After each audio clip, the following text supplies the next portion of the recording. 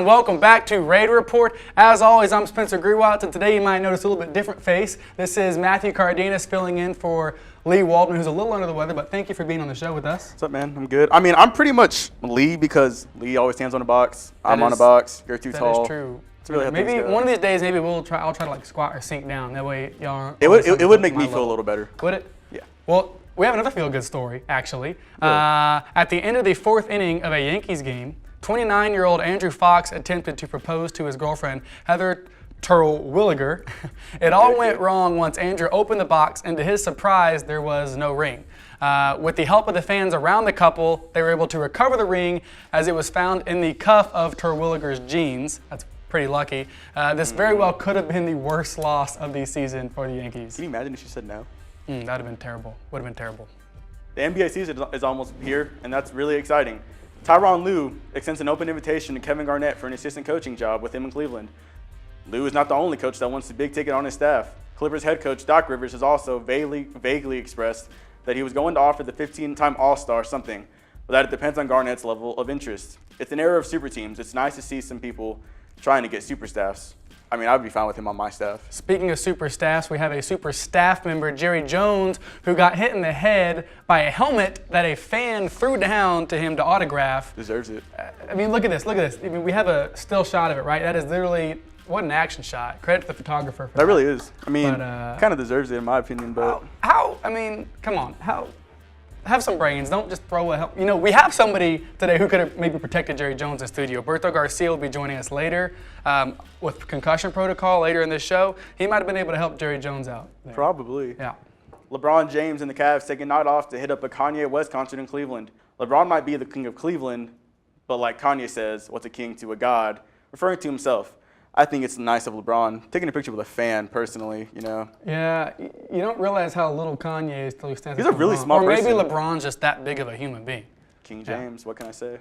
In other news, there are some teams in the NFL that just cannot stand each other. Then there are some that literally want to kill each other. And that's the best way to describe the relationship between the Buffalo Bills and the New England Patriots. Earlier in the week, Rex Ryan asked Julian Edelman if he would play quarterback. So maybe the pregame fight between Jacoby Brissett and Robert Blanton was all part of the plan to mess with the Patriots' heads.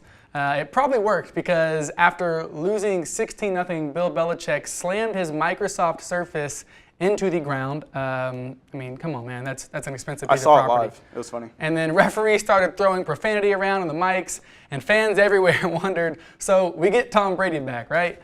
I mean, and he's back. He's back. He's finally back. So he's back, and he's ready to take over. Yeah, best quarterback in the league, in my opinion. So, last up, this Saturday, Tennessee and Georgia fought it out to see who was the least overrated. But at the last few plays of the game were anything to go by, they're both just incredibly lucky. With 19 seconds to go, Georgia threw a Hail Mary touchdown to take the lead, 31-28. After a decent kickoff return and 4 seconds left in the game, Tennessee robbed their own Hail Mary to take the lead and walk away with their playoff hopes intact. I saw that. And I couldn't believe it. Yeah, live it was incredible. I unfortunately didn't. I imagine it was incredible. I did not get to see it live, unfortunately, but I heard all about it. Went back and watched it, and even then I couldn't believe it. You know, it was insane. I feel like Tennessee's always in some sort of lucky play. Just Tennessee, I mean. Yeah, Josh Dobbs might be a little overrated. So now we have a segment. This is our superlative segment where we give coaches we give personalities a certain, I guess, caption to them. So we'll start off here, all right? So we'll start off with Texas Tech's Chris Beard. Men's basketball coach Chris Beard was voted most likely to brag about that bar fight he totally won, right? I mean, the cast is right there. So I'm assuming he might have gotten in a fight before his press conference. You never really know. If that's what his hand looks like, I'm curious what the other guy's face looks like if he got in a, I mean, fight. it doesn't look good for that person if he got in a fight. He would be most likely to do that. Quarterback Nick Shimonik was voted most likely to stare a little too long at something and then get called out for it. That could be a lot of people. I mean, you see it? It's creepy. I feel like he's looking at you and looking at me at the same time. It's like the Mona Lisa. It's like mathematically correct, right? And then Tom Herman was voted most likely to make a mixtape. So true. I mean, look at that grill. That was made from Paul Wall. Paul Wall got him a grill. That's perfect. And he's from Houston, so it fits Houston perfectly. Love it, love it. Great stuff from these coaches from around the league. So coming up in Act 2, we have an awesome Quidditch tutorial video from Bailey. So if you'll stick with us, we'll be right back here in just a few moments.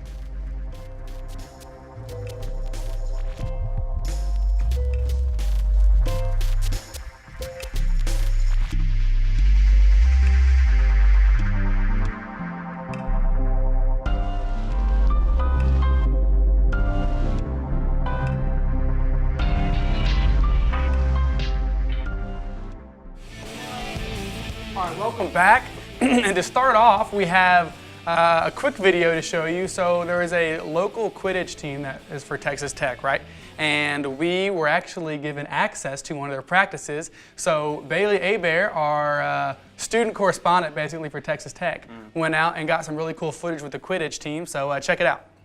Hi guys, welcome back to Raider Report. I'm Bailey as always. This week on Raider Report, we're here with the Texas Tech Quidditch team. I'm with Chris Rhodes, one of the officers of Quidditch. Hello, Chris. How are you? Great. Thank you. Thank you. Thank you for letting us be here today and interrupt your practice and everything like that. You know, we appreciate that. Well, you know what?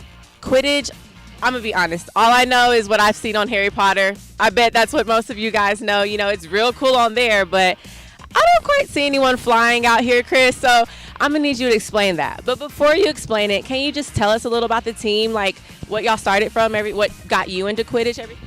Absolutely, yeah. Well, the Texas Tech Quidditch team, I believe, started in 2008. Quidditch as a whole started in 2006 at a school, Middlebury College, somewhere in the Northeast, I'm not sure.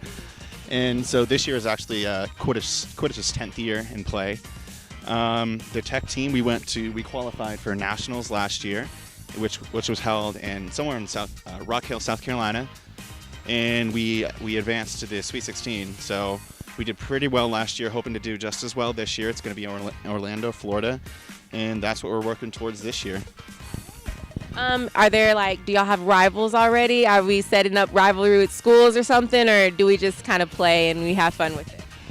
We play, we have fun, but we have all the same rivals that you'd think the football team would have. We go up to Oklahoma, we play OU, we play Texas A&M, we play all the schools that everyone either loves or hates. And when you said you're an officer, let us know. I know you're probably up there. I've seen you play. I've seen you practice a little bit. You're doing great out here. So what exactly is your position on this team?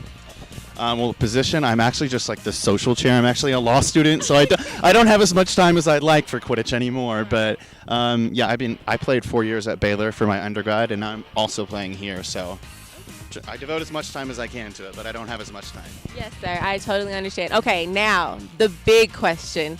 Explain to us the game of Quidditch. How does it work? How do you score points? What are the positions? Let me know, because I'm going to try to get out here and play a little with you guys. Let's, pray for me. But yeah, just explain the game of Quidditch for us. Okay, well, there are 4 positions. We have Seeker. Typically, every position will wear a specified colored headband. At practice, we're not as strict about that because we all usually know. But the Seeker wears a yellow headband. And if you've seen the movies, that's Harry Potter's position. So our Seeker is the one that chases the snitch. And so the snitch usually isn't released until 12 or 16 minutes into the game. And then when the snitch is caught, that will actually end the game, and it's worth 30 points. So obviously, if you're in a position where you're not within 30 points, you're going to try to block the snitch. And the other team's going to try to maneuver around you to get it. So it's very strategic, that position. It involves a lot of running, and it's a lot of a mental game too. And the offensive positions, we have a chaser and keeper. There's one keeper on each side. They're usually the taller guys. We usually put them in front of the hoops to try to block all the shots. They wear the green headbands, and their primary goal is basically to block all the shots and kind of maybe like dish out passes too. They stay a little farther back than other positions usually. And then the other offensive position is a chaser. They wear the white headbands, and those are our main offensive scores. They take the white, it's called the quaffle, it's a deflated volleyball, and they try to put it through any one of the 3 hoops. They're all worth 10 points, so it's all worth the same, just whichever you can get to, the easiest, I guess. And then there's the last position, the beaters. That's what I play.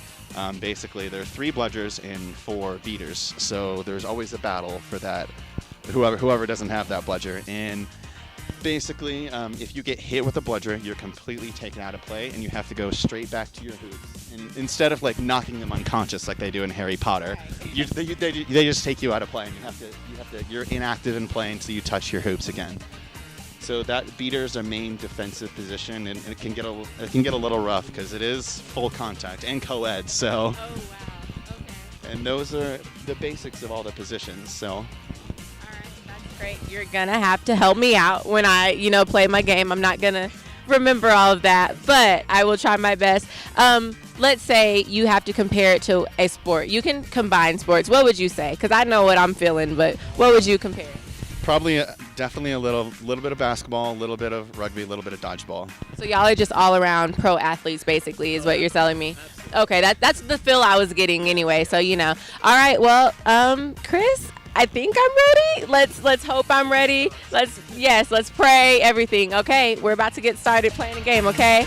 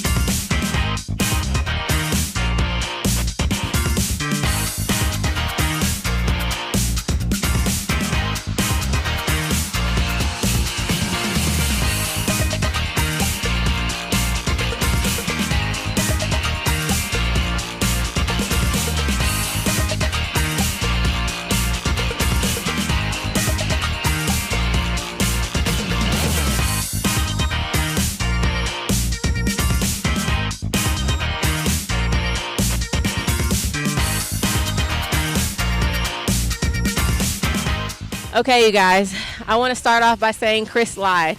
That was not easy. It was not anything like the sports you said. It was definitely a mixture of basketball, a little football in there. I felt like I was just running a lot, track, we're going to put that. It was not easy. Okay, Chris lied. Thank you, though. Thank you for letting me experience this with you. How do you think I did? Oh, no, absolutely. 10 out of 10. He's being kind. Again, he's just being nice. He's not the most honest person, but thank you. Thank you so much. Y'all are practicing so hard. Tell me for what? Well, we actually have a tournament in 2 weeks. We're going to the Texas A&M Classic, so down in College Station, so we're working towards that right now. Yes, so Texas Tech fans, wreck them. Even in Quidditch, we're going to wreck them. That's what we do. You know what I'm saying? Thank you so much, Chris, and the Quidditch team for letting me be here today and be so trash on the field with you guys. It was fun. For the record, I fell because I don't have cleats on, not because I'm just bad. Okay, great. Thank you. Well, thank you, Chris, again for having me, and you have a great day and good luck to you all, okay? Awesome. Thank you. That's some really interesting stuff, especially if you don't know much about Harry Potter. I've never seen it, so. You've never seen Harry Potter? No. Oh, man, the Quidditch team would destroy you for that, man. Come on, it's one of the greatest series of all time. But thank you, Bailey, for that awesome insight to the Quidditch team here at Texas Tech. So next up, we have predictions. I know he was really excited about this, weren't you? Of course, always. This is right up Matthew's alley. So, Matthew, how about you lead us off with the first prediction? First off, we have the Texans and the Vikings playing off this weekend.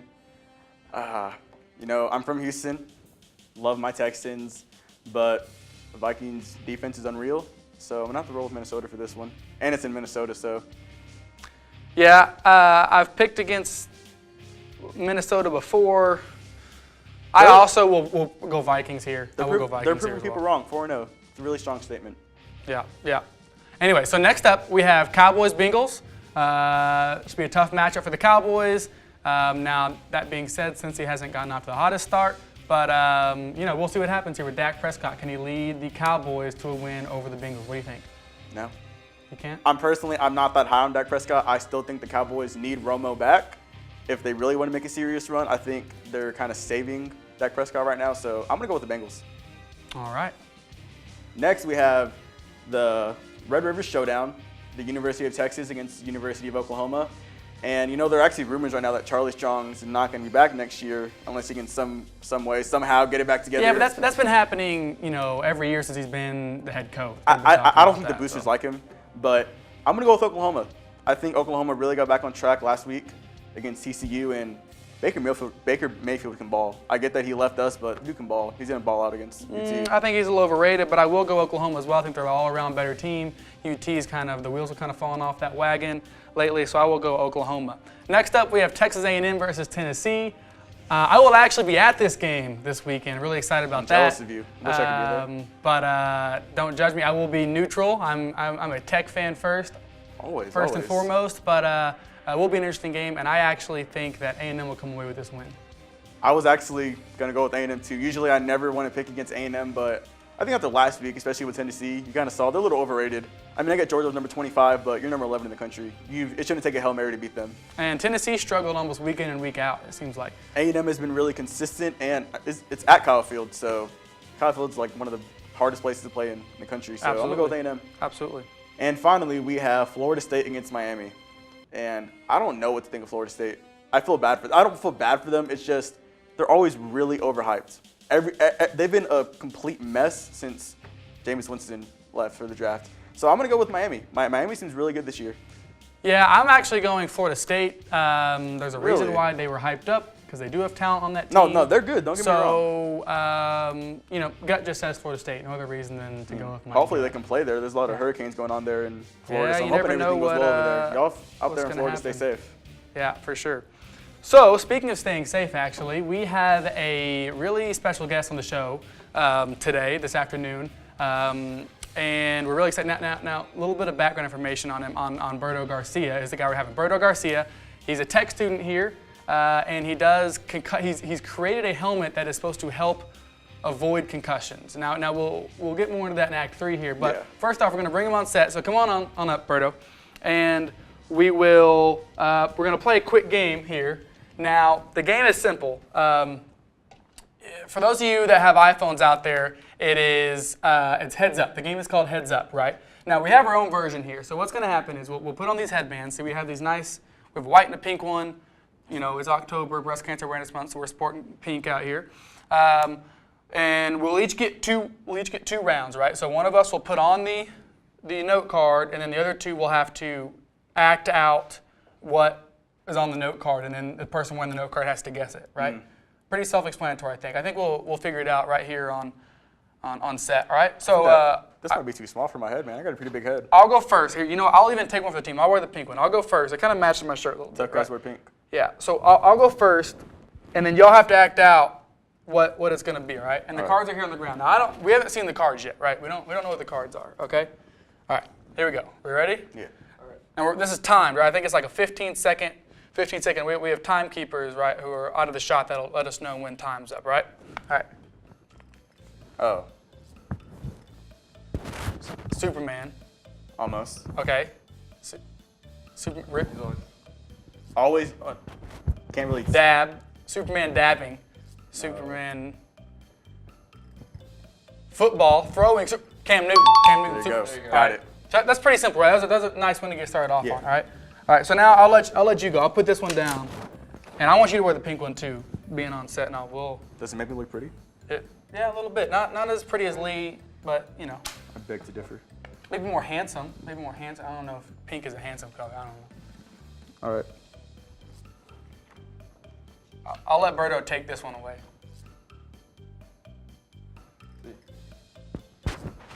Steph Curry, mouth guard. Free throw. Steph Curry's free throw routine. That's insane. And I promise you, none of us have seen this. Is that what it is? I really, okay. yeah. That's Now, actually none what of he us have does. seen this before, so that's crazy. But little known fact about Matthew, he's like a basketball connoisseur. Like he's a basketball god basically in his knowledge. So all right, Follow all me right. on Twitter. You got it quick. Berto, you're up, man. You're up. Now most of these are sports related, but now this is tough. Why'd I get the hard one? Lee created these, right? Splash. Well, That was impressive. That was really impressive. Well, I've had help with that one actually. That's a little inside joke. That's how I knew that one. Congratulations again. Lee loves whales, and Lee created these. So. It's like, so I guess Lee really was here today. Yeah. She's here in spirit. She's here in spirit. All right. All right. So this is round 2, right? Yeah. Round 2. All right. These are the cards. Yeah. Okay. Make sure I got the Velcro in the right spot. Oh no, the Velcro. Okay, I'll just hold it. I'll just hold Oh. Yeah, this, You know this one? I don't know this one, honestly. it. Give it your best shot. Wait. Armpits? Smelly armpits. This one's tough. Shaq. Shaq, where'd you get I Shaq don't from? know. I just feel like It's oh, football. Okay. Yeah, okay. yeah, this one's super Yeah, this tough. one's Football. I've never heard of this. Honestly. All right. I don't know. All right. So I didn't get this. What is this one? The What? Dirty Bird Dirty touchdown Bird. celebration. Atlanta Falcons Dirty Bird touchdown. Oh, isn't that like the, they're like killing this thing right? Oh, in there? okay. That's not a dirty Yeah, bird though. I- Isn't that what it is? That's like Isn't the that- chicken dance. No, like he's got you can't see because my legs right now, but isn't he like killing? I don't know. That's what I Is think like it is. the state you like, or like bird style like that? Yeah, just use this one. This one's working better, I think. All right. Pretty in pink. Oh, you want to do this one? Yeah, I'll hit this one. All right. Oh, okay. Eyes. Binoculars. Cam Newton. It's good. Field goal, good. Raising your hands.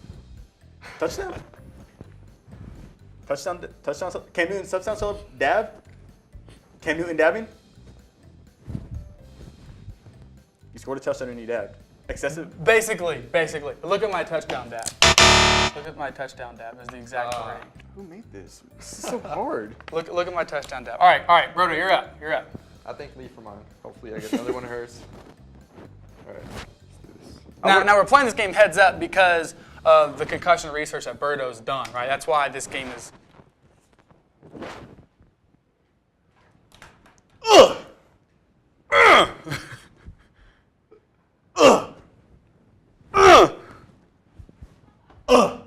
Tennis. Oh, Best one served. No. Service. No. Emphasis on the. Come on.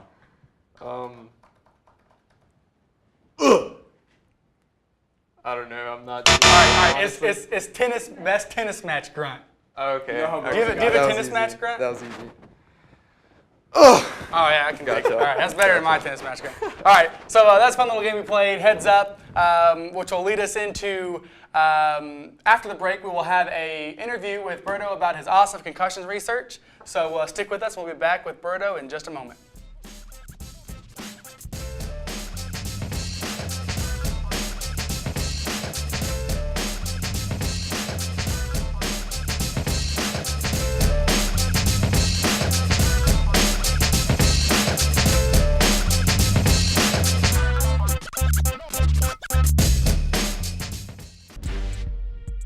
All right, welcome back.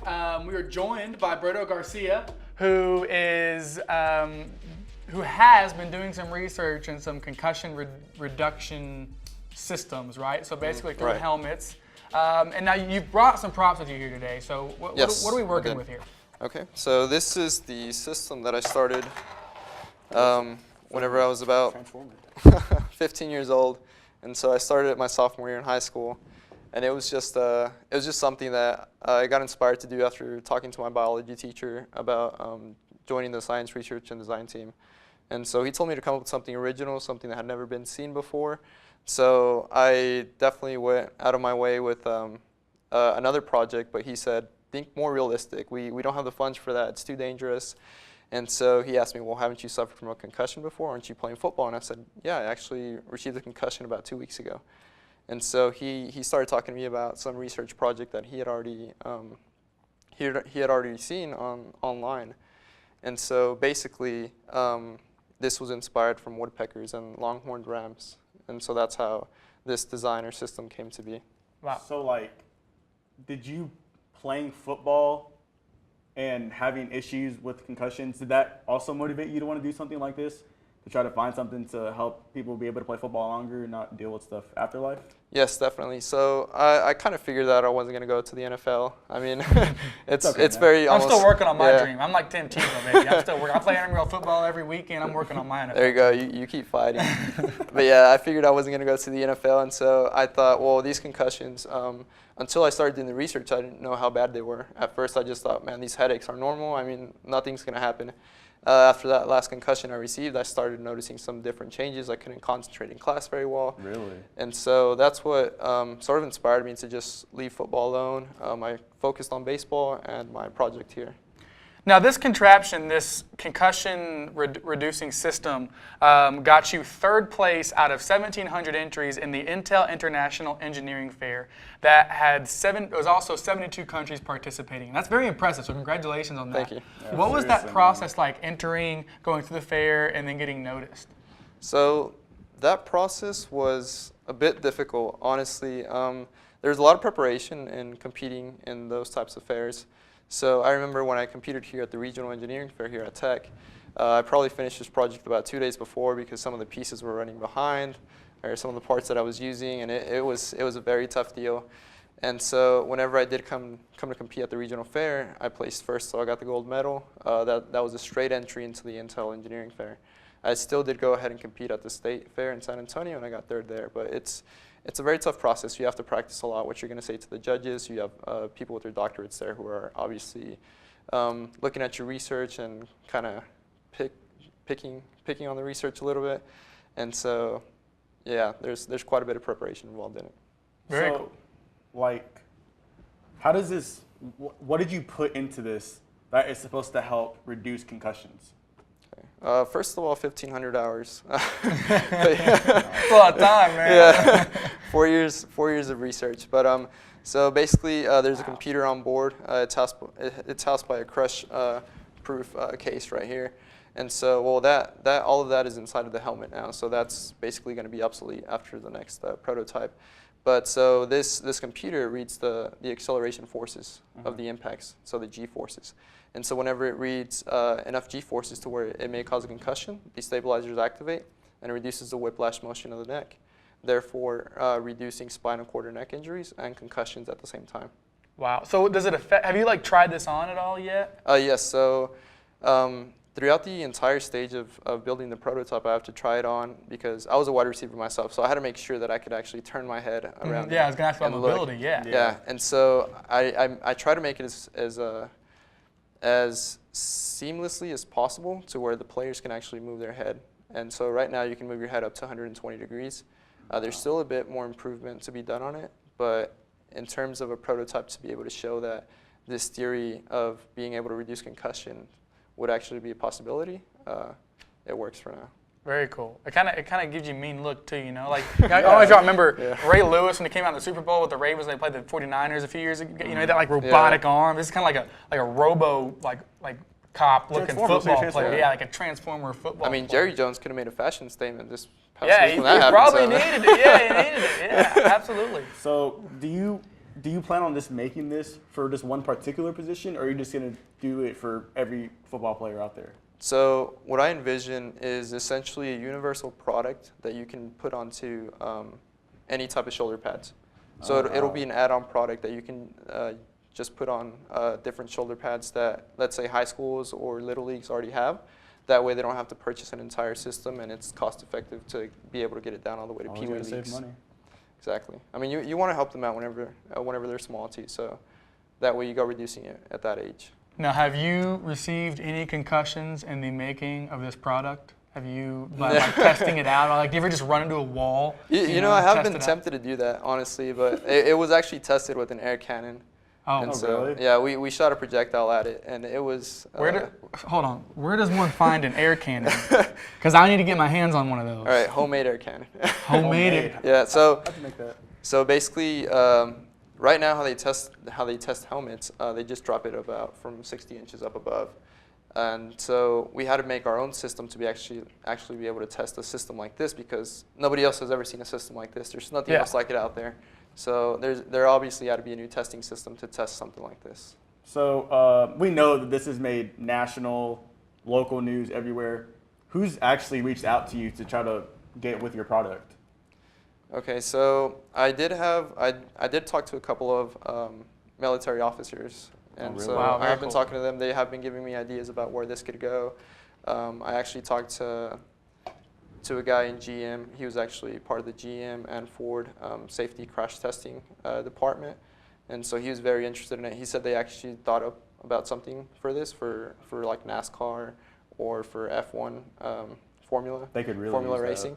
And so he said, I've just never seen a fully finished product like this.